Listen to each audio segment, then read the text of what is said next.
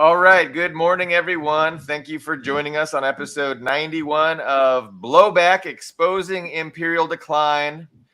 And I kind of feel like the Imperial Decline was really on display last night. Self-exposed, yeah.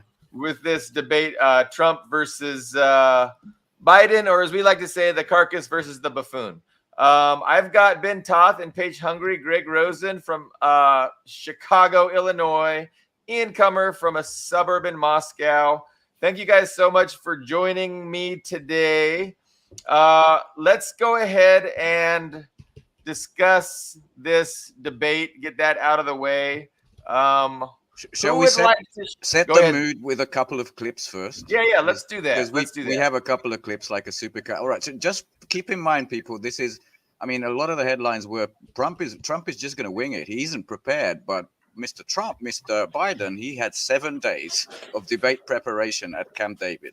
And after this, all right, so we got 1 minute clip from Billy Bob's side, which I haven't seen. Let's see. President Biden, I want to give you an opportunity to respond to this question about the national debt. He had the largest national debt of any president in a 4-year period, number one. Number two, that $2 trillion tax cut benefited the very wealthy. What I'm going to do is fix the tax system. For example, we have 1,000 trillionaires in America. I mean, billionaires in America. And what's happening? They're in a situation where they, in fact, pay 8.2% in taxes. If they just paid 24%, 25%, either one of those numbers, they'd raise $500 billion, I should say, in a 10-year period. We'd be able to wipe out his debt. We'd be able to help make sure that all those things we need to do, child care, elder care, making sure that we continue to strengthen our healthcare system, making sure that we're able to make every single solitary person eligible for what I've been able to do with the COVID, with dealing with everything we have to do with. Look, if we finally beat Medicare. Thank you, President Biden.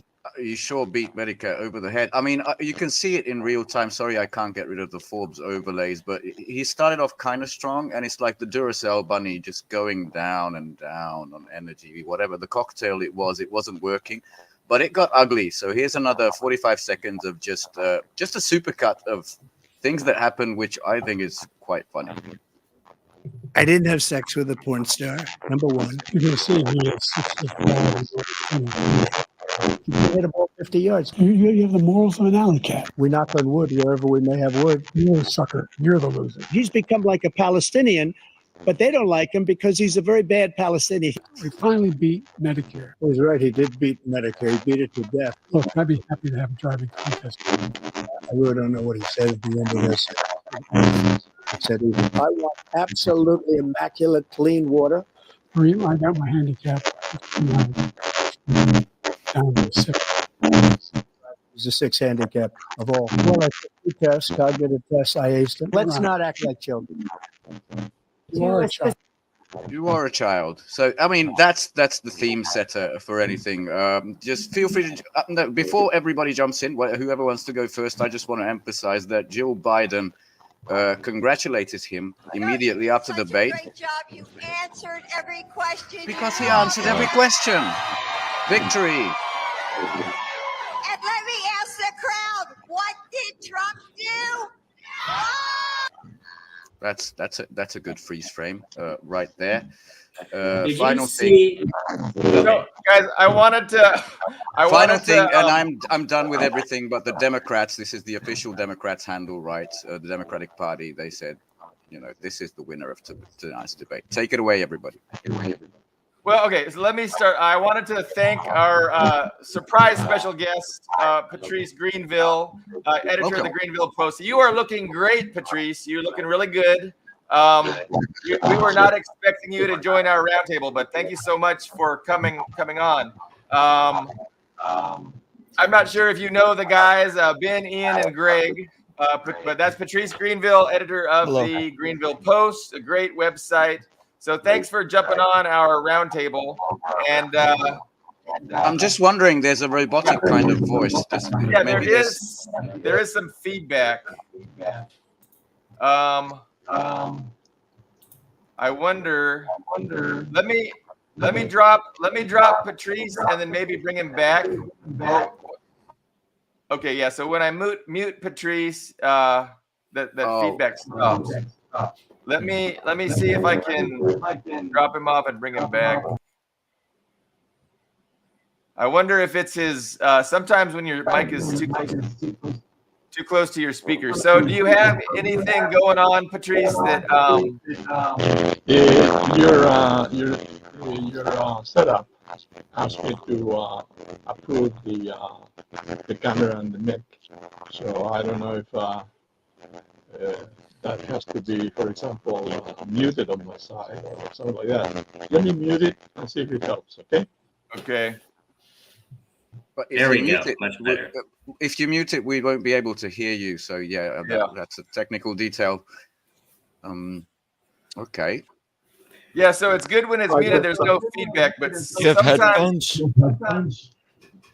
the mic can be too close to the speaker. Yeah. Yeah, because there's a delay, so it's echoing back. That's what it is. What do you think, Ian? What are you saying? I'm sorry. It's what they're saying. Your speaker is too close to your microphone. It's echoing back because there's.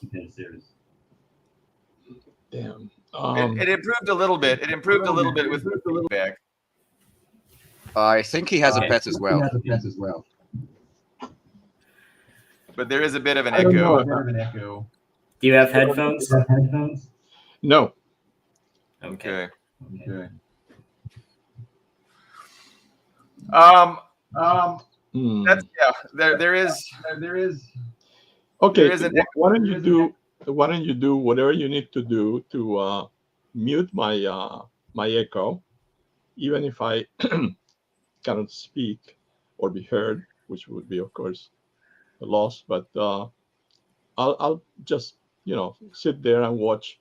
I always enjoy it very much. And if I need to say something that you might want to hear, I'll signal you. Yeah. Let's do that. All right. Good idea. I'm gonna. Okay. Because we definitely want to hear from you. But yeah. Go ahead, Billy Bob. So, so my thoughts, my primary takeaway from the debate was regarding all the pundit analysis afterwards. And everyone was on the same page, calling the Biden's performance, shocking, a total embarrassment, a debacle, and, how the Democratic Party needed to do something. So there's just, it seems like, there was a strategy in place. Everybody's going to be on the same page. They knew how Biden was going to perform. They knew of his declining capacity, and there was no way he was going to knock it out of the park.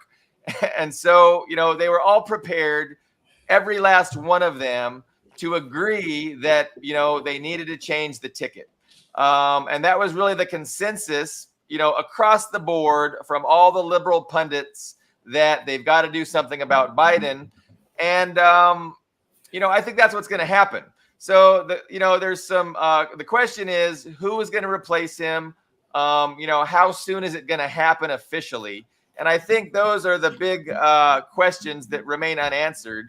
I'm thinking Gavin Newsom or Gretchen Whitmer were the top two likely people. But again, I think they're okay with Trump too. I mean, obviously there's Democratic partisans that want to give it their best shot and really don't want Trump. But I think the people that own both parties, the same people own both parties, are okay with any of the above, but they do realize that Biden isn't an option for them because of his, declining cognitive skills. I'm going to go to Greg Rosen for Greg's Chicago. So he's a, Obama Chicagoite. What are your thoughts, Greg, on the? I mean, I don't think Biden was surprisingly bad. It's kind of consistent with how he's been, forgetting countries. I mean, he couldn't remember Iran, Egypt, right? He said Belarus was a NATO country. Yeah. So, but and That's true. And up to this point, the Democrats have still been defending him. And so when they all just on a dime stop, that's what makes me think it's a strategy, that they were expecting this, that it was all planned out. It was scripted. But yeah, his cognitive performance or decline wasn't much different than it was in, previous appearances. Right. Look, that's true, but if you're a Democrat voter, like an ardent one, you wouldn't see this coming. I mean, Karine Jean-Pierre said he was smart, as sharp as ever a week ago. All the main media were saying he's absolutely all there. He's the best. Look at his policies. Just a week ago, and just on a dime, as you said. As but Admiral he hasn't Akbar said, sounded good when he's spoken quite a while. No. Since the State of the Union, maybe. Somebody was saying behind the scenes, you couldn't even keep up with him. I mean, he was so busy and so active, he was leaving his aides, in the dust. Somebody was saying that just a week ago, shamelessly. It might have been Jean-Pierre. I don't remember. Yeah, I mean, she's the designated liar.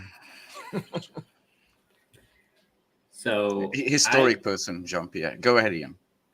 I don't think there's I don't think it's likely at all that they're going to swap him out at this point. I mean, like Greg said, this isn't new. I mean, it's been known. Actually, Ben, I just dropped a video in the private chat if you want to open that up. I set it to the correct time code. It's right after the debate ended and Biden had to be helped off the stage. I can show that right now if you want. Yes, go ahead and show that for us. Trump, on the other hand, is proud of sorry for the commentary, but spoke about the just three pay attention. Jesus, two tiny stairs. On immigration, they both say that the border should be more secure, but Trump that's basically it. is not doing enough, and Biden says that. But yeah, he needs help. Yeah, I mean, he needs a cane. Possibly even for long distances, a wheelchair, because at that age, if you fall, you can break something, break a leg, you can break a hip, you can break an arm, and it can be very hard to actually heal from serious injuries when you're that old. So yeah, a lot of people pointed that he needs a cane, but just for appearance's sake, he doesn't have a cane. But no, I don't think there's any basis for, I disagree with Billy Bob on that one. I think they're planning to run Biden, and there's nothing there's nothing new here. There's no revelation here to anyone paying attention. And it's not, if you're going to at least keep up the pretense of winning the election, it's bad to swap out your candidate this close to it. Yeah, I don't know. I'm very comfortable with my position, and we'll find out very soon. But what has changed is the script. The script has changed. So the script has been saying, no, Biden's fine. And on a dime, everybody is saying Biden's not fine. So that means something. There have been, you see some dissenting voices, even on CNN and the Daily Beast and MSNBC. You do see those opinion pieces once in a while. So I would even disagree with that notion that it just started now. It wasn't this loud before. I would say, yes, the day after, I was wondering how are they going to portray it. And I would actually say Democrats are being too hard on Biden. I was like, he wasn't that bad. He did. It's not his worst. Compared to Biden, it is bad, but compared to Biden, he did okay. They pumped him up. It could have been. It was not his worst public performance. So I think, I wonder the same team too. It's like, why are they being so hard on him? But I think it's just a lot of it's theatrics. Yeah, and a lot of them is kind. Thomas Friedman, famous New York Times columnist, said he's a good guy and a good president, but it's time to step down. I think the New York Times ultimately the question we need to ask is if you asked 100 Democrats on the street based on the debate, would you change your vote? Realistically, how many are going to say yes? Maybe if you asked 100 people, you might get one or two.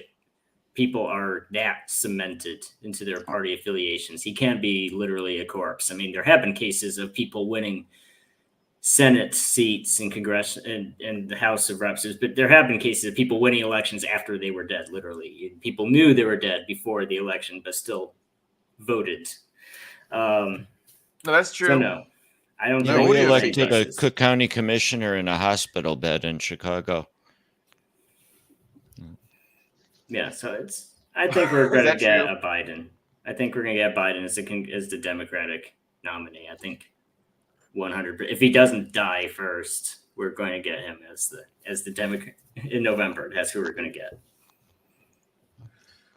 So that's Go ahead, Ben. Want to add? I saw this in a screen grab. I didn't actually track this live because I wasn't interested. I didn't stay up late. But the New York Times ran this "Who Won the Debate" poll, like a live polling thing. 66 to 33, something like that. The Trump one. But below that, apparently, if a name reaches 4%, it has to be shown. And there were 2 4%. One was Michelle Obama, and the second was Hillary Clinton. That's just something the New York Times had in its live thing. There's screenshots of it. Something to keep in mind. So one other aspect was how important it was to keep RFK Jr. off the debate stage. Because imagine if RFK was allowed to participate with these two people, he would come off looking really good to the American people, and he would skyrocket as far as polling would go. And so it was very important to keep him off, which they did, and of course other candidates too. I mean, Jill Stein. I was going to say RFK Jr. with no vocal cords and ardent Zionists would have still looked good compared to these guys. So there's 2 other things. I want to talk about what Trump was saying, and I want to kind of talk about what it means for democracy, and that this is what our democracy has been reduced to. 2 geriatrics that nobody likes. Like, how can anybody with a straight face pretend that this is what democracy is, or that we're a thriving democracy, or that we're a democracy at all? So, Patrice, you seem to there's a little bit of feedback, but it's much better. Any interest in trying to? That's a real big topic of just of describing how these 2 presidential hopefuls represent such a dismal reality for our alleged democracy. Agree entirely. Your analysis. All of you. That's. Forgive me. Let me preface this. I haven't gone home for a while. It's not going to work. That's we just can't understand. It's illegible robot audio. I'm sorry. It's very, very broken up. Yeah, there's you cannot hear me, or you cannot. No, so yeah, there's like an echo, and it's a lot of feedback every time you say something. I wish you had a Rosalie there that could get your tech set up for you, like Carlo does. Do you have a phone or an iPad or something, a tablet? Can you try it on a different device? If you had a smartphone might be easier. You just click the link from your smartphone and use your phone camera. That might be an actual a much better way.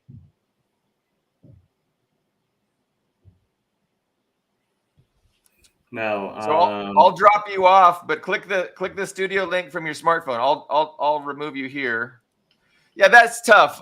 He's been telling me that he was going to join our roundtable one of these days, and then he finally does. But the problem was with the audio, the technical aspect. And I want to hear from him. This is unfair, is what this is. But we do have some live viewers. We have some comments. Dust James, I could just imagine how any self-respecting communist was getting angry listening to Trump talk about immigrants. Tax cuts. And I mean, tax cuts. Yeah, I mean that's just silly. But the immigration. I mean, just hitting home this idea that the immigrants coming here are destroying our country, and it's just so I don't know. There's all kinds of adjectives to use. But Greg, any thoughts on the repulsive rhetoric that Trump was just weighing into up to his eyeballs? I mean, one of my friends posted Mussolini versus a zombie, which I thought was fitting. By the way, this eclipsed the other two, but there were 3 debates yesterday, and this was the third in the night in Europe, because there were Sir Keir Starmer and Rishi Sunak in Britain. There was Macron and Le Pen in France, and it just got no attention because this was the big one that everybody pays attention to, the Carcass versus the Buffoon. Who was Le Pen debating? Macron, the little Bonaparte. Yeah. How did that go? Apparently not well for Macron. Yeah, Le Pen wants to infringe even on his powers over foreign policy and the military, the president's power. Does she have the parliament? Like, she has a sizable block of the parliament? Oh, not yet, but we're on the eve. Like the elections are coming, maybe sooner than the British ones. Anyway, around the corner. So it was time to do this before that happens. When she gets a majority in the parliament, yeah, that's going to be an interesting day. And then Starmer was debating Rishi Sunak, the city, who just didn't want to be there. It's just they're both the same. Yeah. So, I mean, Trump's performance was pretty bad, right? And it would have been maybe talked about more if it weren't for Biden. I mean, he just flat out didn't answer a lot of questions. What are you going to do to help black wages, immigration, right? Yeah, no, Buffoon is a really good. Buffoon is a really good adjective for Trump. Just really ridiculous. And he didn't do himself any favors. His performance in that debate was not good for him. He definitely looks. I remember in 2016, he was doing in the Republican primary, and he looked good. He was on the stage with 13 other Republicans, and he was making them look stupid. And he was very successful, and he was vibrant and strong and really anti-establishment, which of course is what catapulted him, and with good reason. Everybody hates the establishment, and all those other 12 or 13 Republican hopefuls were all establishment sellouts, and everybody knew it, and he really hit that out of the park. But these days, it's not the same Trump. He's not hitting that anti-establishment stuff. He's hitting the xenophobia. The xenophobia, that's the word I couldn't think of. The xenophobia, and it's really repulsive xenophobia. So I don't think Trump did himself any favors. I don't know. Me and Ian have this disagreement about whether or not Biden will be on the ballot, and there's no way that the Democrats are going to allow Biden. I mean, because some of the Democrats want to win. I don't think they're going to be able to win, period. And I think the owners of both parties don't care if Trump comes in because Trump's sold out. But these hyper partisan Democrats know it's a loss with Biden, and so I think they're gonna try and figure something out, and they're gonna get him off the ballot. There's no doubt in my mind. But we'll see. We'll find out very soon which one of us is correct. Patrice, are we doing any better? No. No. Unfortunately. Okay. Don't worry about me. Don't worry about me. Just okay. And don't worry. Try and get the cell phone though. I would try and log out. Well, log out of your computer and then log back in with the cell phone. So the link I sent you, log in using your cell phone and then use your cell phone camera. That's what my suggestion is. But we won't worry about it. We will mute you, and if you're able to log out and then log back in with the cell phone, that might be helpful. And as if on cue, your video froze. But, yep. So Ben, let's. I know we were just live Wednesday, and not a lot has happened. But if you want to give us a little bit of a current event rundown of Before that, I do want to, for you to imagine that you're not in the United States, right? So I didn't watch the debate, but imagine seeing the news in the morning and the recap. Like, all that matters to me is foreign policy. I think Ukraine was mentioned once, and Trump said, well, Kiev is not winning, but Russia's going to take Europe. So imagine for a second, there's this geriatric old man who shot himself at least twice, once in the Vatican, once in Normandy, right? He's gone. He's a vegetable. This is a Chinese person or a Russian person watching this. And then there's this youngster, New York real estate tycoon, reality TV star, the orange-faced baboon, who's just pretty much looking for donors at this moment, who have flocked to him, who wants to cut off NATO and the European nations. Just imagine the dread going through Mark Rutte's brain, the new NATO general secretary, or all these Atlanticists who have completely wed themselves to the US. That was the one aspect to this whole fucking thing that that's why I just enjoyed it.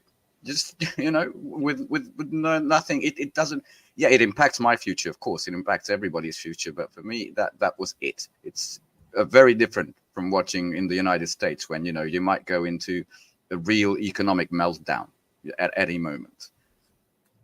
Just gonna say. But when it comes to if you want to switch, unless there are any other comments, I had some thoughts too. Yeah, go. Yeah. So what's the Russian well, perspective? so I watched the second Let's half just- of the debate. Because I had to wake up early to tune in Moscow time, and I had the wrong hour set on my alarm clock, so I only caught like the last third of it. But still, so I mean, it's true. Trump was the one who brought up Ukraine, and it was a valid point. It's just, dumping all of this money and weapons into a country just for it to lose a war and be destroyed in the process of that war is a major Biden blunder. And there's no one else's feet you can lay that failure on except Biden himself. Which is right. It's worse than the Afghanistan pullout. Because that was a Trump decision, but it was Biden who Biden's crew who handled the withdrawal itself. So that is also on his laid down and at his feet too. And when it comes to the rhetoric, the Trump rhetoric, I mean, he goes for the rabble rousing rhetoric, but at the same time, we have to acknowledge the elephant in the room is that in every major developed country, including Russia, has an underclass of workers who are just getting by. And the problem is if you're making, and I'm sorry, I know it's not popular to say, especially in the left and progressive leaning crowds, but if you're making $12 an hour at some marginal job, you're not going to appreciate people who come in and are willing to work for $9 an hour. There's just no way around that. And it's not just the USA. It's a politically winning slogan and position to take. And that's why he was hitting it home so much. That's why he's so aggressive with the xenophobia, because it polls well, and the Democrats, they really suck on it. And everybody hates the Democrats because they're seen as open borders, and open borders is not something that polls well.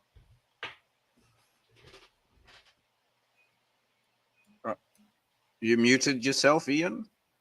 Well, at least you're muted, it looks like.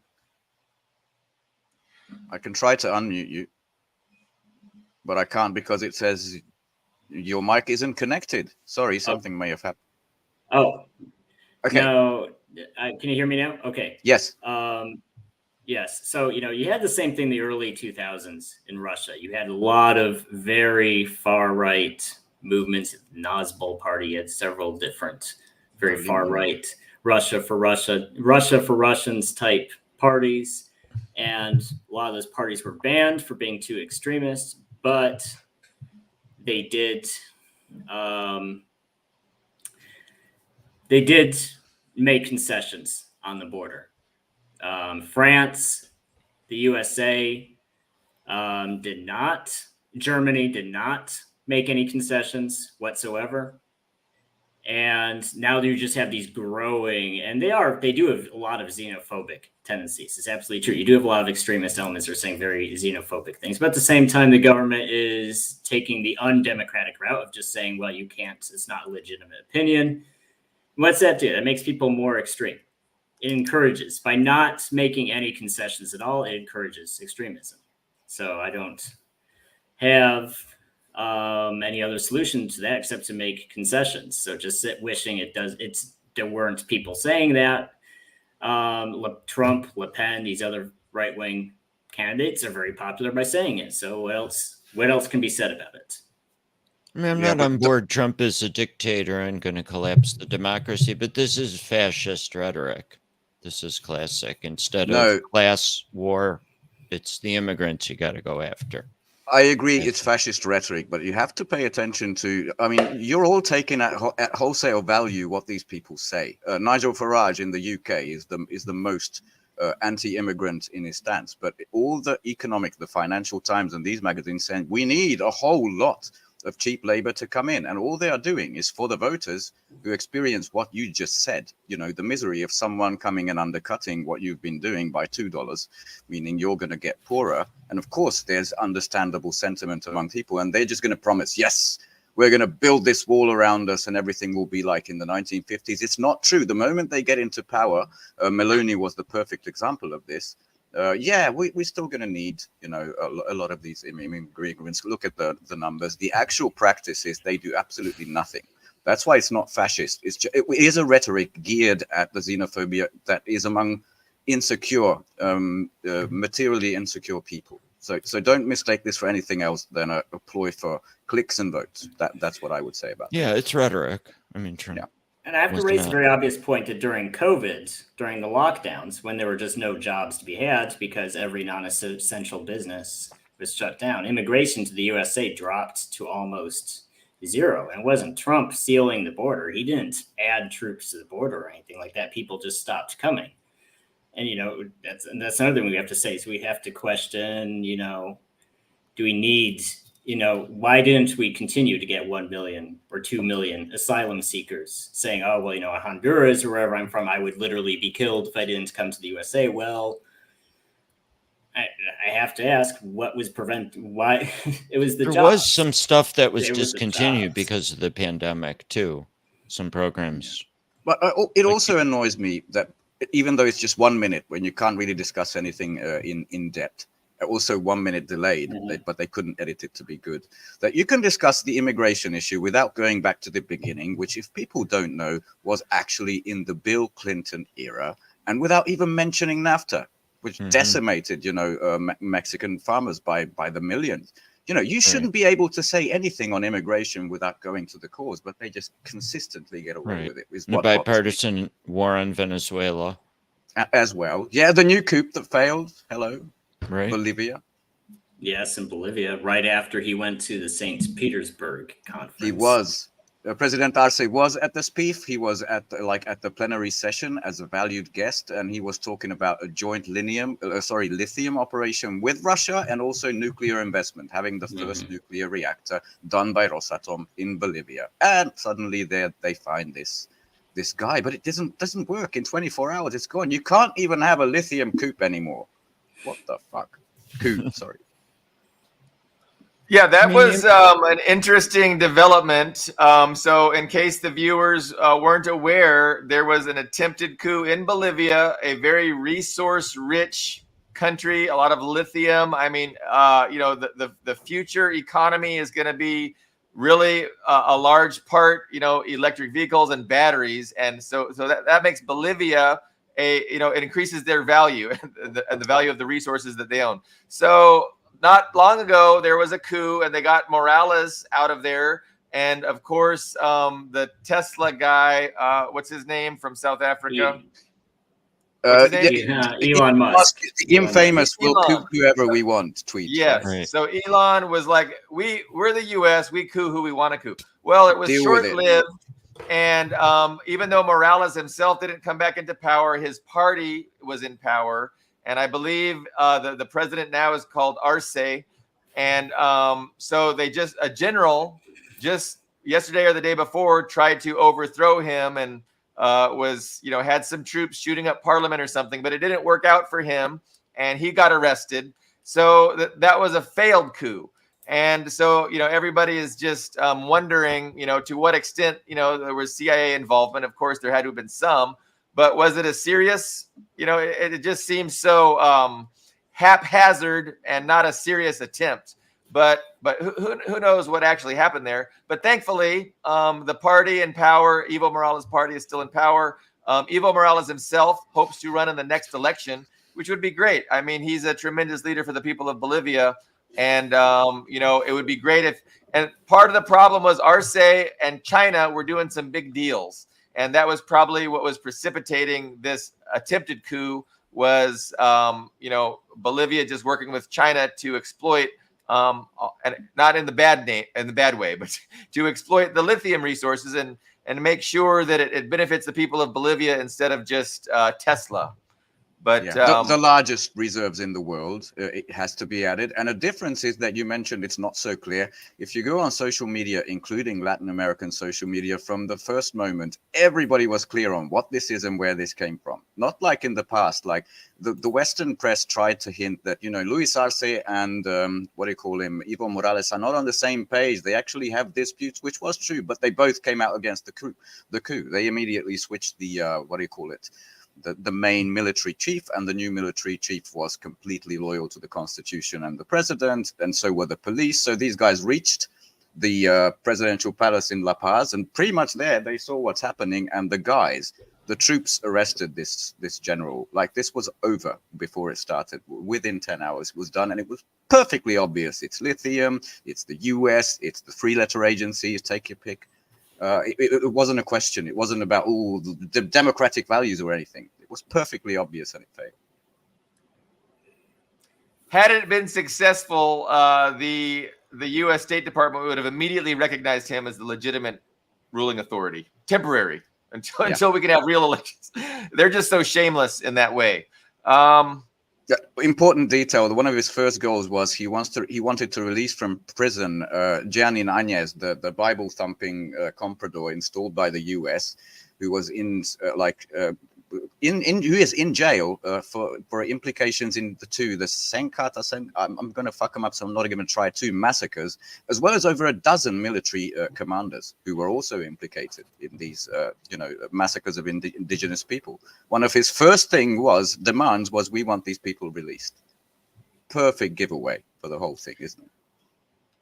And I didn't even know that they were in prison. So the previous coup plotters are actually in prison. Áñez is, as well as a lot of military commanders. What the Associated Press said was over a dozen. That was the demand. I would have, if I was asked to bet where they were, I would say they'd be in Miami right now. So that's interesting. I'm glad they couldn't run away where they belong. Yeah, these were the ones that couldn't run away. Ian? No, nothing else to add to that. Okay. So in addition to the debate, the failed coup in Bolivia, what else happened these past couple days? I know there was a few things that I didn't write down. I'd like to take us across just a couple of articles to try to summarize the Ukraine thing, which Ian nicely transitioned us to. Because I listen to, and I really respect and love Mark Sloboda, security analyst in Russia, right? But he's convinced that this thing can last years, maybe decades. Like, that's even more than Ian and I. We have this ongoing, disagreement on this. And this is something important that came out of the Brussels summit, where unfortunately Europe is fucked. We have our new leadership for the 3 EU bodies, and we're dead. But this came out from the La Cucaracha Verdant, or is it the green cockroach, right? Said this, and I think every word of this is incredibly important. So have a listen. I hope the volume's on. We have to find and to prepare this plan and to put this plan on the table during months. We don't have too much time. During months, the next couple of months is what he says. Because we have a lot of wounded and dead people on the battlefield and through civilians. That's why we don't want to have this war during years. So that's why we want to prepare this joint plan, put it on the table to the second peace summit. Right. So all along he was talking about the second peace summit, which he doesn't have years to wait for. He says this has to be done in the next couple of months. That's the first time. He also mentioned we have enormous casualties, which like a week ago, the official value was 38,000 dead or something like that. No worries. And suddenly he's in a rush. And I wanted to show you, because people say, well, NATO's going to jump in. The first counter argument to that came out from the Financial Times maybe a couple of days ago, not too long ago. And it pretty much went like this. Oh, sorry, I fucked that up. I wanted to go full screen on this one, but it doesn't matter if you see the tabs. The new soldiers in Europe shrinking armies, and basically the major armies in Europe, which is Great Britain, Germany, France, and Italy, they're all shrinking by the numbers. And the only thing that's growing is Kaja Kallas in little Estonia. Look at our numbers. They went from 3 people to maybe 5. That's it. And what it says down below is that on paper we have 2 million troops, between all these countries, but realistically we have struggled to commit more than 300,000 troops to a conflict. That's what's happening. 4 shrinking major armies. I think the Poles are the only other ones who are growing by that much. There's no one who can jump in as a cavalry to save the day for this thing. As he says, we're coming out, and this came out even more recently, which I found astonishing. The Patriot systems, the vaunted, the amazing, the fantastic. They have 100% interception rate, even though we can see pretty much everything in flames. The US is so desperate. They want to send the 8 batteries that Israel has, who are phasing it out because it performed very badly compared to other homegrown or derivative systems. So this is the last thing. I mean, they got Germany and Sweden to put together one system. I mean, just imagine how at the end of the line, at the last moment, the last throw of the dice, the West is to do some move. And just I want to say, next to Zelensky, there was this polling done about the leadership in Ukraine, which came out in The Nation. Like maybe 70% in the early days where we have to win this on the battlefield and defeat Moscow, went down to 60, and now it's 48 is the latest, which means there's no longer a majority. So people are revolting about Zelensky's ultimate victory narrative, and they say, we need to talk, we need peace, which is the leadership of the country. And finally, this also came out this week, was the Biden moving. This isn't signed or anything, but if it appears, it probably already happened for years, maybe. But we're not going to send American troops on the ground. That's still a red line for us. But we're going to send these military contractors, these things that I think everybody in the Middle East is familiar with. And the current line is to maintain and repair U.S. provided weapons system. But it really doesn't matter. The way I read this is the body bags that come home are not going to lead to 60s style revolts against the draft. But that's it. Now put this all together.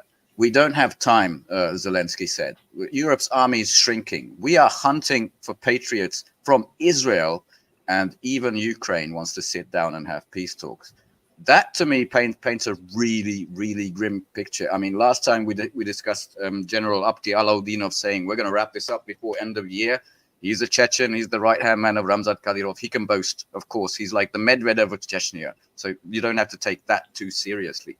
But these look like, peaks behind the curtain to me when you look at them together. So Sloboda, says it's going to be a protracted conflict. It's going to be a frozen conflict. Mearsheimer says the same thing. I agree with you, Ben. I mean, that is very difficult for me to see how Russia could just agree to stop and just allow the West to come back in and build up an army for a couple years from now. Like, why would they let that happen? Which is Trump's peace plan, yeah. I don't see that they're going to freeze it. Why would Russia freeze it? I mean, that would benefit the U.S. or the West, So where have I heard that before? Binsk or Shinsk, or there was something like that. Let's pause the fighting so we can build up our strength. Has Trump said that is his plan? No, there was this article that came out. He got this from the Heritage Foundation, the Trump Plan 2030 something. And 2 Pentagon assholes told him, I'm going to paraphrase because I remember, I don't have the details, but it was, I'm going to force Ukraine to the table by saying there's no more aid to you right now. But I'm also going to force Russia to the table saying, if you don't come, and this is sort of paraphrasing, but it went along the lines of, we're going to provide everything for Ukraine to slaughter you on the battlefield. And we're going to hang the NATO membership above your head. That Russia is a whole no-goer. And the goal was to freeze the conflict along these lines, give all these security guarantees to Ukraine. And it was a quote from one of these bastards to arm them to the teeth, which is an automatic no-go for Russia. That was his plan. They can turn it into the 38th parallel, like the Korean situation. And I just don't think that's going to be possible. But I let's do. talk about Zelensky. Lamenting that so many wounded, so many dead. Maybe it's time to consider peace. And I really, really, really think he should have had those thoughts 2 years ago. And I am a proponent of the Ukrainian people executing him and his entire government, for what they have allowed the West to do to their country. And I want accountability. I know there's never going to be accountability in the United States, but the Ukrainian people really need to execute those fuckers. And it's just disgusting to see him 2 years on after all this carnage that he is fucking, rubber stamped to say, okay, maybe we'll have peace now. Like, no, like you need to be executed. I don't know. If there is going to be a peace, there is probably, if there's going to be an agreement, which might be just unconditional surrender, he's not going to be the one to sign it. Russia is ultra clear about this. You're no longer legitimate. You're not going to be the guy to sign anything. And of course he's worried. Hence the PIS conference. I don't think dream. He's going to be held accountable. I don't think he'll move into that flat in Miami with Guaido and maybe Saakashvili. But I think even there he will have to think, am I safe? I think he will have to think about that. I hope so. Yeah. So, but that's interesting. So, yeah, a change in rhetoric from the Ukrainian government about being open because of all these deaths to some kind of a peace. But again, what kind of a peace are they going to get other than surrender from Russia? Because Russia has all the cards on the battlefield, and that's really what matters. And Russia's not stupid anymore. Let's hope. Let's hope they understand that it would just be another Minsk. There's no trusting the U.S. The U.S. you can't come to an agreement with the West. They are what's that word? Unagreeable. Something like agreement that. Agreement yes. Incapable. They totally are, because they'll just get a different president in a different 4 years that's going to do something completely different, or the same president will just change his mind. It's really ridiculous. But it's all a total exposition and a display of our collapsing empire. And there's just you can't turn it around. Nobody can raise their hand and say, hey, guys, we need to change course. Like nobody can do that. Like it's a whole class of people, and they're not organized enough. There's too many special interests and too many, conflicting factions to come up with a way to save themselves. So it's just gonna go down the toilet. But it's good that throughout this war, they always use these gambling references like doubling down. I really see all of this as posturing, as the last roll of the dice. I mean, in the press, they started to begin talking about executions, assassinations in the Putin's regime, this sort of stuff. How desperate are you for that? I mean, Zelensky, when he talks about peace, he's still talking about his 10-point peace plan, which is the surrender of Russia. In absolute la dreamland. Putin will go to The Hague. Yes, Russia will get out of Crimea. That's their peace. Pay reparations. Pay reparations. Give up the nuclear arsenal. It will be under the West control. What about North Korean combat engineers in the Donbass building it back up? I have not seen anything yet from the Russian side even acknowledging that that's a real thing. I saw the Kyiv Independent claiming that, but until a Russian source says it, I wouldn't even. I checked it out. I actually got to the bottom of it, and where these things came from, the original source was in Reuters, and it's a South Korean security agency guy who is unnamed. He made this claim. This didn't come from KCNA. This didn't come from North Korea. This is a scare tactic from the South Koreans.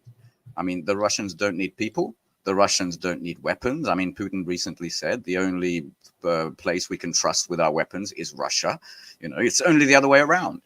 North Korea is going to get nice advanced weapons, but I really enjoy the the absolute hole that Russia blew in the Pacific region that you know the US used to think that it has, and the absolute panic. I mean, they're sending delegates everywhere to Vietnam to reassure them. They're going to South Korea now to say we're on your side, ironclad support. And it was just one nice little meeting to Pyongyang and a beautiful strategic partnership, you know. Yeah, so it's at this point, I don't think it's even like you said that Russia doesn't need people. It's not likely they want thousands of Koreans, you know, running around on Russian territory, foreign soldiers. I mean, European countries are fine with lots of foreign soldiers on their soil, but Russians aren't going to want. So, you know, once in a while, these stories of best Korea will send troops, China will send troops. No, they don't want lots of foreign soldiers on this. So it's one thing to have a few private contractors here and there hired from Africa or Latin America or whatever, but we're talking very small numbers, not a whole unit of them. So there was a rumor of 100,000 of them last year, I think. Yeah, and 2 million shells to Russia, which outperforms the West like 4-1. Why would it need Korean shells? I just didn't understand, because they came out at the same time. Made no sense to me. I would kind of think that, I mean, all things being equal, of course, they don't mind the help. It's like, you know, during Barbarossa, you know, they were happy to accept Lend-Lease, and they would have been happy to accept troops. But I think what would keep that from happening and makes all these stories to be fake is the fact that it would be an escalation, right? So even if Russian troops invaded Ukraine from Belarus, like even if it was Russian troops invading from Belarusian territory, that would be a huge provocation, and that would perhaps get Poland involved, and then Poland would, you know, would counter that escalation by moving their troops in. So I think foreign troops would be an escalation that would probably provoke the West to cross some red lines, and those red lines might be crossed anyway. Like those red lines might be coming, but I think that's what would be keeping. You know, Russia. I don't think it being a provocation would be the reason. They just don't need or want foreign troops. Russians themselves don't want foreign troops in their neighborhoods. It's their fight, right, Ian? That's the consensus. The Ukrainians who switch side, they're happy to display them, you know, I think, but they wouldn't be happy with like a whole brigade of North Koreans. Yeah, it would make it more complicated to manage and more of a headache that is not necessary. But you just don't want foreign soldiers interacting with your civilians in your cities. It's just a problem. It brings more bad than good. So that's ultimately why I doubt we're going to see any kind of large. I mean, they might send a few people to look at the front. I mean, sure, but actually deploying troops there, no, I don't see that happening. Yeah, no, I agree. I agree, but I think it would be a provocation as well. I think that's the biggest reason why you're not going to see it happening. I don't think it even factored into the thought. I don't think. Well, I don't think there was a thought, because I don't think there was an offer, and I don't think there's a need. But if there was an offer, if there was a need, the problem would be the idea that then the West is going to see it as an escalation that would reciprocate. But anyway, what are we? Fuck it. The West has escalated to high heaven already. I don't think that's. Do you think we would see Russian troops crossing Belarus and going into the north? I mean, that's an option, and the West has to defend against that. But I think that would be seen as a provocation if Belarus was allowing their territory to be used for offensive. I think, you know, the West could see that as an escalation, and it would change things. And I think there would be a risk of, you know, Poland then doing the same thing. Well, they're digging trenches. Go ahead, Ian. It's not more of a provocation than going into Kharkov region or anything like that. I think what's preventing, I'm not even saying that another front from Belarus couldn't happen. I just think the problem with it is that it puts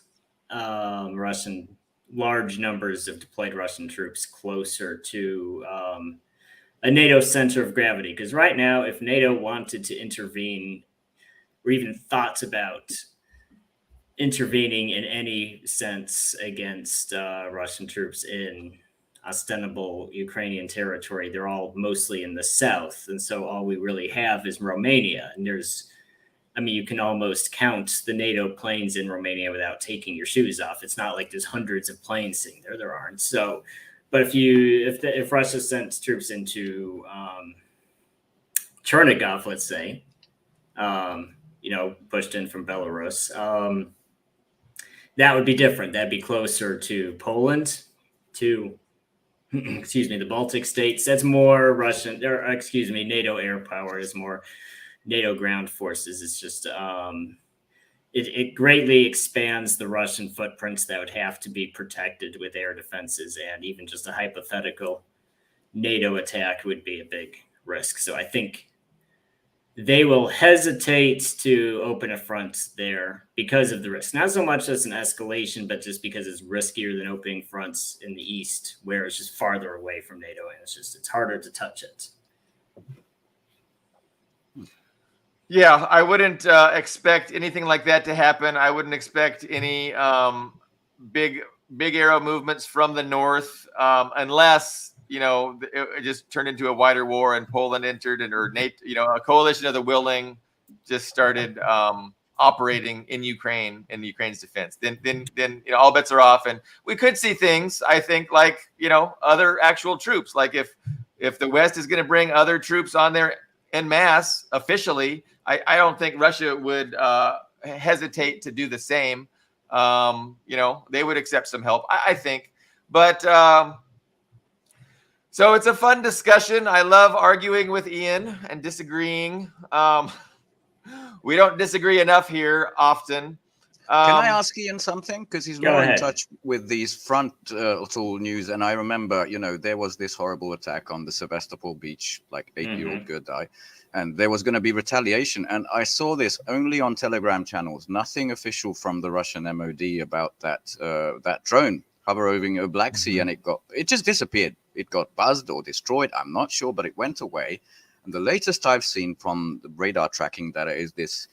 It's Royal Air Force, so British rivet joint, a kind of a manned AWACS, right? A manned thing, a British manned AWACS system going over the Black Sea, I guess doing the same sort of information gathering and target gathering. And do you have anything on that from the Russia side? Because this just looks like an escalation. I saw a Peskov statement saying the Russian government was not aware of any actions against a drone or a drone going down. Yes, they complete denial. Yeah, because in the past when we've seen them buzzing, because we've had at least 2 high profile incidents involving Russian aircraft and drones. One was when they just buzzed a drone really close, and another one where the drone actually crashed after interacting with Russian aircraft. And those were big. The Russian government admitted it. They showed video and all this stuff. So I think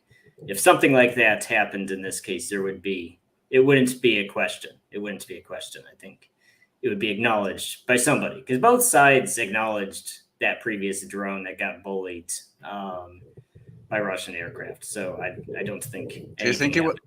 Are you sure it's not like 3 days ago above the Black Sea? Nothing happened. I repeat, nothing happened. Isn't it one of those news items? No, it could have crashed, or maybe it just turned off. It just turned off its transponder and just went home. It could have just turned off its transponder and went home. And so there's no way. British AWACS is also provably, not taken its place, but it's been there for the last few days. It's a tough situation because the West is definitely giving Ukraine an advantage with their surveillance and their ability to give targeting information, guide these ATACMs, and they're doing it from international waters. And so Russia is really kind of, in this situation, they don't have a lot of cards to play, because if they were, for instance, to just declare, hey, we're gonna put a no-fly zone over the Baltic, that's going to feed right into the hand, Black Sea.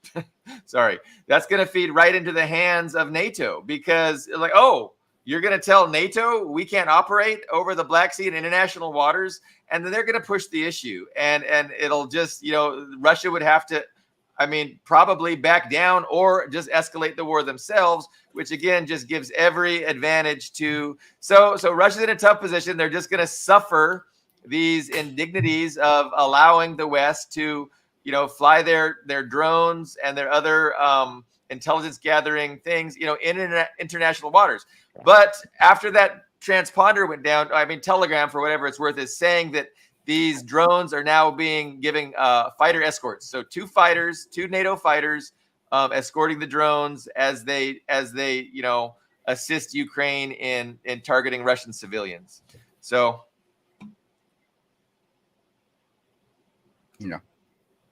just to take that exercise a little bit further, Russia says no-fly zone. This is no longer a NATO lake; it's a Russian lake. Who's on the other side of that lake? The real power, not fucking Romania. It's Turkey, right? Mm-hmm. So Turkey says this is now the frontier where we have to fight the Russians. Thank you very much. No, I'm out of fucking NATO. I don't think that would play out quite as you described it, but it would be an interesting thought experiment. But anyway, that's the Black Sea. I am encouraged by your faith in Erdogan. No, he has interests. He has to have. Imagine him right now. He's not part of the SCO. He's not part of BRICS. He's part of NATO and the never ever getting into the EU. And it looks like soon he's going to be stuck in the loser's fucking circle. That's why he's making overtures to BRICS, because he'll have nothing fucking left. And if nothing else, he has some self-preservation instincts, I hope, kicking in. That brings me to a funny thing, and it would be fun to speculate. This was also at the Brussels summit. I have no idea. I tried to double the audio, and the mumbles don't correspond to the video, so I don't know what was said here. Do you guys want to guess what the fuck? Do you see this?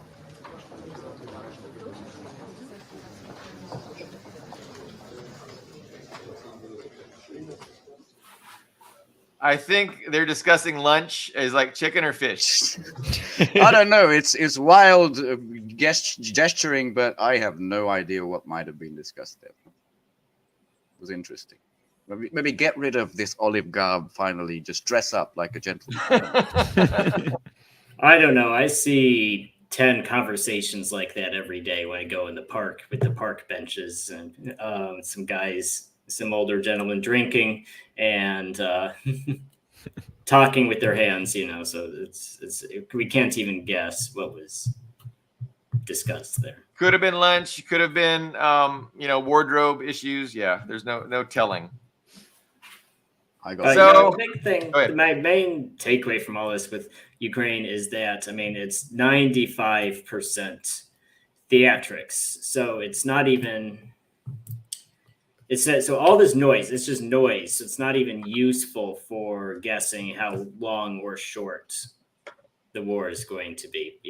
All these news articles, or Zelensky said this, or Zelensky said that, or the New York Times said Ukraine, because it's very schizophrenic too, because one day all these news sources will say, oh, Ukraine can last 10 years. And the next day they'll say, oh, Ukraine's going to collapse tomorrow unless we give them another aid package. It's just sensationalism, theatrics. Russia with the human waves again. And yes, in the news. And they need $1 trillion. Sorry. Yeah, so it's just it's theatrics, and it's peddling hysteria to because it's like an election, because if you have too much confidence in your candidates, like, oh, this guy, he's got it, he's going to win, it's going to be a landslide, a lot of the voters will stay home because they're like, oh, my candidate's going to win anyway, so I'm going to stay home. It's kind of the same thing. It's in their interest to whip up hysteria about Ukraine about to collapse any second unless we send them more money, because that creates a sense of urgency. So unfortunately, it's just noise. We can't even guess what the actual situation is. Besides, it's still happening. So yeah, there's agendas. Like every single thing that you read in the billionaire press has an agenda behind it. And I promise you that agenda is never just to inform you. Of course. Yeah. Like the establishment press does not exist to make you an informed person.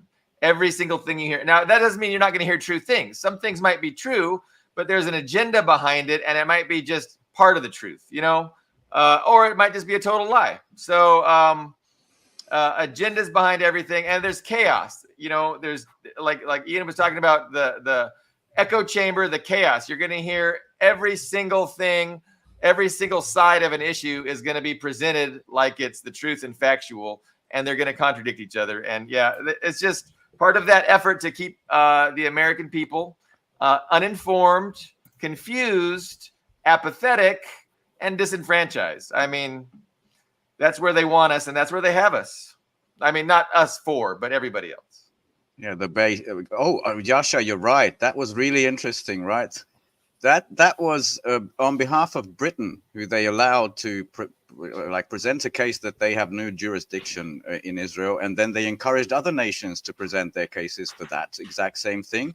But they just issued the arrest warrants for Shoigu and Gerasimov. No qualms, nothing, no legal procedure. But yeah, this we'll delay this because this really isn't looking good for this thing. And not on the other surprising, but I didn't know that. That's interesting. But yeah, I'm totally not surprised by that. It was amazing, but this unfortunately is a reading exercise because it's the people's poet Medvedev. I think is the last interesting piece, and I don't have any more clips to show you. But this was not the SPIEF, the SPILF, the St. Petersburg International Legal Forum, where, by the way, Medvedev also said that robbing someone's sovereign assets can also be a casus belli, a cause for war, like serious words. But this is the other thing he said, which I think is vastly interesting. Check it out. Соединенные Штаты Америки в какой-то момент посчитали, что они выиграли холодную войну. Это было очень серьезное заблуждение. Они ее не выиграли. Более того, они в шаге от проигрыша. What do you think about that? Is this just bluster with an agenda in the background? Because I really find Russian diplomacy, even Medvedev style, to always have substance. Medvedev is a controversial figure, so I would take what he says with a grain of salt. I mean, he's a bloodhound, absolutely. Yes. So I wouldn't put too much credence into it. But it's true, though. There was, I mean, it is. I mean, I think the sentiment is true, and it's widely held in Russia that, there was a missile gap in the Soviet Union's favor. There was a very, in regards to just raw numbers of tanks and IFVs, the Soviet Union had a significant edge up until, even in the 80s, even when they were having economic problems, they had a very serious military edge. But it's true, the Russians just did not want war. They saw the fall of the Iron Curtain as an opportunity to make peace and to have reconciliation and this community with Western countries that they'd been previously isolated from. And so no one in Russia at the time saw it as being defeated. They saw it as a time of reconciliation. It was a U.S. perception that, it was because we won, and we treated it like a victory. And I think that's really what spoiled the possibility of good relations with Russia, was treating it as a victory. And yet they tried for another 30 years to play nice, Yes. And, if you look at, Russia's economic problems in the 1990s, yes, it was at least, to a large extent, it was self-inflicted. But and Putin's pointed this out, you had the Harvard boys, you had the meddling in the 1996 election. There was a U.S. hand in. There was what was marketed as a guiding hand. He's like, you're new to capitalism. The U.S. will help you transition to capitalism because you're so new to it. And it was just rigging elections, looting in favor of our puppets there. So that wasn't, that soured relations partially, but that wasn't even that wasn't enough to sour relations with Russia. It was still continuing an adversarial posture towards Russia, even after the Russians themselves were not interested in after 2000. But adversaries. Yes. I think it might be important that the 1990s, that horrific, like really horrific Russia, like, I mean, horrific for the average person, that was the Russia they loved. That was our friend. Bill, the Clintons went there to open a Pepsi, what do you call it, factory, a Pepsi plant. That was the Russia they prefer, subjugated in absolute poverty. That's the Russia they liked after Well, we had Gorbachev two just Chechen capitulated. wars. Well, I wouldn't. I would dispute even the idea that it was friendly in the 1990s. I mean, yes, we paid lip service to being friendly, but both Chechen wars, 1995 and 99. But I mean, that was a terrorist movement. That was a separatist movement. That was supported by the USA and was known to be supported by the USA. So I wouldn't even say it's a true statement that even under Yeltsin, Russia was considered a friend. Yeah, I mean, there was lip service to that, but it's like Armenia, where Armenia is a friend of the West now. We're selling them weapons, but at the same time, true. It was mostly media. We're helping them carve it up. Yes, it's PR, but at the same time, we're helping carve up Armenia. So it's no one. I don't think anyone can look at the situation in Armenia and say this is good for Armenia. I think it's the same for Russia in the 1990s. Yeah, just something from my teens. I remember a Stargate coming in, and of course there were Russians in there, but they were the good Russians. There's a Russian team, there's a Russian Stargate. That was the theme of that age. That's no longer the case with anything you watch on television today. Well, if you look at movies, like there's a couple Bond films with Russia, post-Soviet Russia in it, and it's always or the Harrison Ford movie Air Force, which I love trolling Ukrainians with Air Force One. If you've seen it, it's the Harrison Ford movie. I don't remember what year it was. In the 1990s, it's Harrison Ford. Where Harrison Ford is the president of USA, and the premise of the movie is that Kazakhstan, a post-Soviet republic, Kazakhstan, had refused to give up their nukes. So the USA, so Harrison Ford sends troops into Kazakhstan. So. And then there's some terrorists, and then that leader of the country is sent to prison, and then it was a stand-in for Russia, because it looked at the Soviet apartments, the gray and the industrial. It looked exactly the same as. Well, not exactly. It wasn't. And Russia was portrayed as a good but subordinate country in that movie, because Russia was portrayed there was Yeltsinist Russia, and there was portrayed subordinate. But when Ukrainians complained that they didn't have nukes, I point out that movie. Well, the attitude in the 1990s was that if a post-Soviet country besides Russia did not wanted to keep their nukes, even if Russia had let them, the USA would have invaded you. That was the plot of several movies. That was very much a common attitude in the 1990s. We want Russia and only Russia to have the nukes. We don't want every little split off republic to have their own arsenal. I think it also illustrates how we've become more divorced from reality since then. Because Republicans, Reaganite Republicans were always amoral, but they were somewhat grounded in reality. They had a very might makes right attitude, but they had a somewhat realist attitude towards the world. So a Republican back then would say, okay, I don't want every freaking little country in the world to have nukes, because you can't always guarantee they're going to stay your friends and not want to nuke you. You can't guarantee that they won't lose one of those nukes, or they won't have a coup or fall into the hands of terrorists. Oh, there's movies like that too. Yeah. Yeah, but now you talk to Democrats, now you talk to these weird liberal progressives that have kind of taken the place of those old war hawk conservatives, and they're like, no, everybody should have nukes. Give nukes to Ukraine, give nukes to Georgia, give nukes to everybody. And it's just like Carl Shaw's in favor of that, because it'll mutually assured destruction if everybody has a nuke. But that was the debate he had with Scott Ritter. So Medvedev, he's really kind of a rhetorical good bad cop, right? Putin is the good cop, diplomatic, and then Medvedev goes off. And they kind of switched roles, because before the West was really, really hoping Medvedev was their guy. When they switched their roles and Medvedev became the president and Putin became prime minister. Is that what happened? Yeah, they did a switcheroo. So I think so. The Cold War, I mean, obviously the Soviet Union did dismantle itself internally against the wishes of the vast majority of people. And, it was tragic for humanity that happened.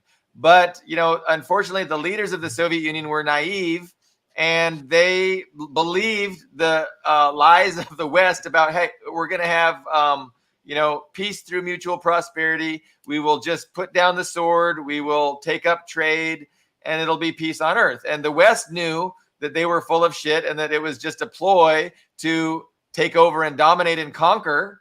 But the Soviet Union and a lot of the Soviet people didn't understand that. They were enamored with Western culture. The Moscow Music Peace Festival was unreal. You had Ozzy Osbourne and AC/DC, the Scorpions, jamming in Moscow, and it was just great. And the Russian people loved Western culture, and they thought, this is what we want. We don't want this stifling, gray, dull communism and this constant enmity with the West. Why can't we be brothers, and why can't we embrace Western culture? And we like this music too. And it was just really unfortunate because it was all a lie perpetrated by the West. The culture had been weaponized by the West, and it worked really good.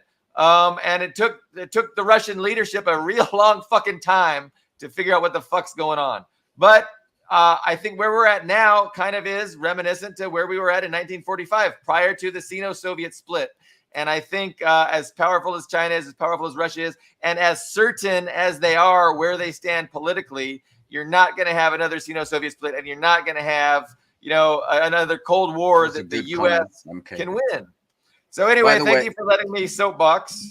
Your soapbox contained my teens as well, because when you mentioned enamored with the Western culture, we had a Live Aid concert with Queen in 1989, and the Hungarians went mad, fell in love with Western rock. And it was all we need, plastic bags and Coca-Cola, and we'll all be free. We'll have neon signs like Las Vegas and all that. And, looking back 30 years later, exactly like Russia, none of those promises ever. It was just more insecurity, and nothing really getting better for each year of those 30 years. And people still believe this. People are still programmed, Brussels word, meaning Washington word in their mind. And that's a depressing thing. Even we were never a Soviet republic. This is the post-Eastern Bloc space. I think the same must have happened in, Poland and Romania and places like that. It's horrible, but they didn't. At least the Russians finally learned the true nature of Western imperialism. We didn't. And that's a beautiful comment. Immediate. Sorry, Gorbachev. Naive or a designated destroyer? For me, no, he's an absolute traitor. He signed an unconditional surrender, basically, to the West to give up everything and get nothing in exchange. So for me, that's not naive. There's no way. And everybody around him was telling him better. Yeah, even during the World War, by the way, those beautiful pictures, the posters, the Russian propaganda posters, was "We fight so you don't have to," holding a little child or something, because it was all about peace. They have the same word for the world as they have for peace, which is mir. The space station, the Russian space station, was also mir. It wasn't just propaganda; it was deeply felt within the people. So and you're right. Sorry. Go ahead. You're right about your second comment too. Sorry, I'm shutting up now. Gerontocracy, right? Before Gorbachev, the Soviet Union had 15 years. Brezhnev, Andropov, Chernenko, and then suicide. Yeah, but the West made fun of that, and now bring it all the way back to the presidential debate in Washington yesterday, or wherever it was in the U.S. yesterday. Now who's the gerontocracy? Yeah. Right, and I think this is why Ian's right, that whatever's going on is not interruptible. You can't swap out Biden and fixing it. It means something that we have this. Like it meant in the 70s and 80s with the Soviet Union. I mean, I don't think it's fixable, but I still think they're going to swap Biden out. I mean, that seems very clear and obvious. But if I'm wrong, man, I'll have to rethink everything because I'm so certain. But the gerontocracy represents crisis that nobody's willing to deal with, is my take. That is a good take. If Reverend Regis, the kind and gentle-hearted, were here, he would say you're inching closer and closer to civil war if they do swap him out. I think that's what Reverend Regis would say from Crimea. Since Poland was just mentioned, and I've brought this up in regards to Biden before, you had the Kingdom of Poland, you had the Holy Roman Empire, you had the Republic of Novgorod, you had these very, very idealist democratic systems for the time. You had, like with the Holy Roman Empire or with the king, the princes would actually vote for who the emperor would be. But the problem this created was that if you had someone, in some of those systems, I believe Poland was such a system. The princes not only had voting power, they had veto power as well. So the problem that these governments constantly ran into was that getting a strong leader was impossible because there'd be somebody who doesn't like him, and so would either not vote for him or actually veto him. So you'd have this string of extremely inept leaders, which essentially meant no central government, because that's what the princes wanted. They didn't want a central government that was putting its boot into their neck all the time. So I think that's essentially what's happening in the USA. In fact, there was a comment earlier, which I meant to bring up on screen, but I forgot about it. It was about Blinken and, here it is, by Christie. If you're Anthony Blinken, Jake Sullivan, Biden is an obvious choice. And I think that's absolutely true. If you're Lloyd Austin, if you're Sullivan, if you're Blinken, if you're one of those guys, I mean, it's great to have Biden as president because he's a vegetable and you can do basically whatever you want. He stands there, reads the line if he can, all the way to the end. That's it. And do you think Biden is holding any of these guys accountable? I mean, really? Yeah. No, that's absolutely true. I agree with that. But I think the fact that Biden is going to lose to Trump for sure, and I mean, there's just a bigger chance that Biden's going to lose to Trump than say, Gavin Newsom is going to lose to Trump. I think Gavin Newsom gives them a better chance. I don't think it's a very big chance at all, but I think he gives them a better chance. So I don't think Biden gives them any chance against Trump. They can just find some justification for mass mail-in voting again, which was completely legitimate, and we have the most secure and honest electoral system in the history of the world. And the vaccines are safe and effective. Yes. Yes. So I have to do that. No, that's an interesting thought, Ian. Let's ponder that for a second. And I think this is where Regis might actually have something. Like if they run Biden and Biden wins with 80% or something, imagine that. I think that could lead to some serious, and it's so obvious that he wouldn't win any free and fair election. I mean, because, during COVID, I mean, whatever, like it's plausible that the anti-Trump vote was so strong that Biden won legitimately. I mean, it's plausible. I doubt it. But in a case like this, where there's no chance at all that anybody is going to be motivated to vote for that, what do we call him? A Carcass. That could really cause some violence. Some violence. You're not around enough liberals, are you? I don't think they're motivated. The liberals are motivated. They're hysterical. Post debate, they still are. Yeah, I mean, I put on progressive radio this morning, and they were defending Biden. Oh my God! And Trump is so horrible. A Sleepy Joe is not a big deal. I don't think democracy's at stake. Dusty's We're going to have Dust back to put me in my place. Thank you, Dust, for setting me straight. He's having good fun, I think. Yes. I remember when the 2020 election was still happening, and there were even memes about it. Like this was like close to midnight. And basically all of those Midwestern swing states were going towards Trump. And I'm like, oh well, that's funny. So I went to bed. Then I woke up, and then like 3-4 in the morning, there's like, there's 4 million votes all at the same time for Biden. It's like, well, wait a minute. Wait till everybody goes to bed and say, oh, we found all these mail-in votes. I mean, my question is what's going to be really interesting is that system for the mail-in was justified by COVID. So what are they going to do this time around? It's going to be interesting. Well, the mail-in laws are still there mostly. That's true. Yes. So. And I had thought Trump kind of did get some state governments in power that are pro-Trump that were not going to allow certain kinds of things that were. I thought he kind of cleaned that up a little bit. Is my thinking. But who knows? And just because you get somebody you think is on your side doesn't mean they're going to stay on your side. So it'll be interesting to watch. It's a cutthroat world. We have a few months still to go before November, but It's not open. Go ahead. Sorry. No, I mean, it's not open and shut, as Dust is pointing out. The majority hates Trump. He's very unpopular too.